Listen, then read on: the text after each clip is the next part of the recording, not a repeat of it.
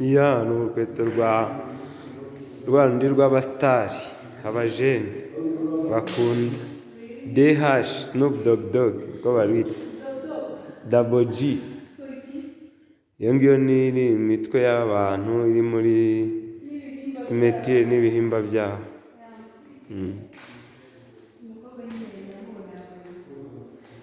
Ni umukobwa w'umunyarwandakazi ukuntu ya kera bambaraga.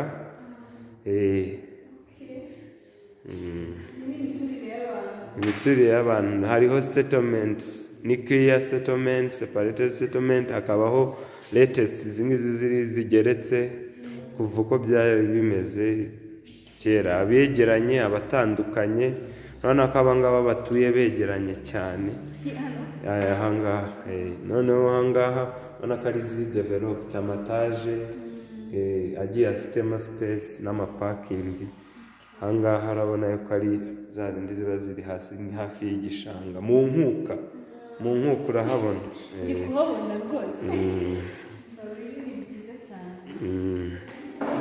So that's the next room. Earrings are available.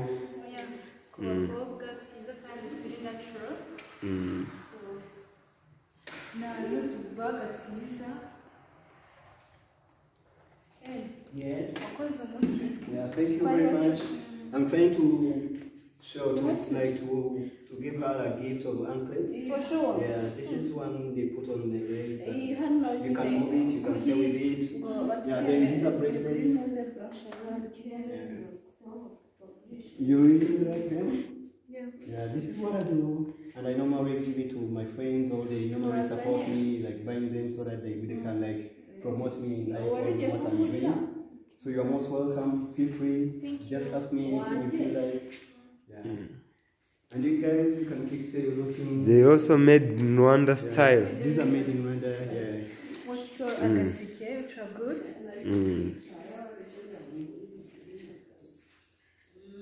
So this is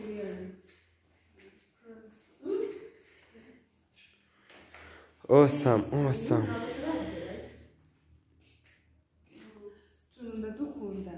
Wow. Ngwino nkwereke utundi turi ahangaha. Utungutu tuvuga ku muco nyarwanda. Inzu ya cyami, inzu y'umwami. Iyo ni inkingi ya mwamba. Uko ni ukuntu bakoreshaga bacuranga traditional.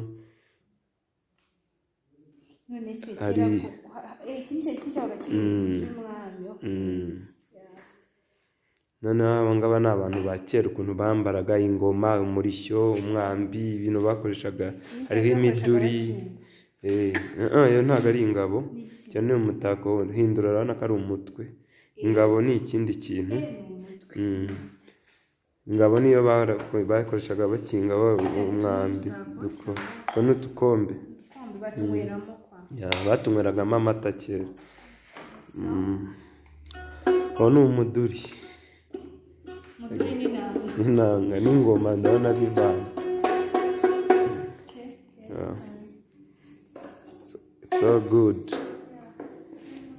We went up and enjoyed. Dufite n'aba customer. What's your name? Let's get to know you. Ines. How are you? I'm fine. Where are you from, Ines? From Sunday. Wow, that's good. So you're enjoying art life. Yeah. Come on, show you.